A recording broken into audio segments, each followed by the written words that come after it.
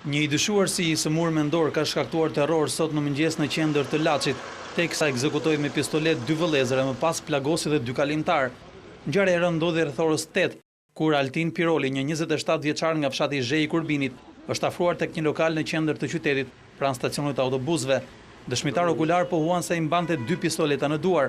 Në momentin kur Endri Cara, 30 vjeçar, po afroi drejt lokalit me makinën e tij, Piroli ka hapur me forcë derën e automjetit dhe ka qelluar për vdekje. Vëllai i tij Indrea që ndodhej brenda në lokal, pasi ka parë ngjarjen ka dalë jashtë, por është qelluar duke humbur jetën në pak sekonda. Pas 2 vrasjeve, Piroli ka lëvizur për pak minuta në qendër të qytetit, pa i lëshuar armët nga dora, e më pas është rikthyer në vendin e ngjarjes.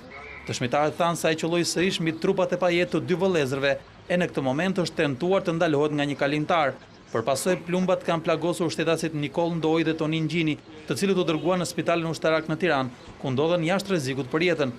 Vetëm pak minuta më vonë, Piroli është arrestuar e sipas disa dëshmive, ai ka deklaruar në polici se ishte i dërguar i Zotit në tokë, ndaj e kishte kryer këtë krim. Burimet e policisë bëjnë të ditur se agresori ka qenë më parë i dënuar për plagosjen e kushëririt të tij të mitur dhe se me 2 viktimat e sotme kishte njohje, pasi edhe ata ishin nga i njëjti fshat.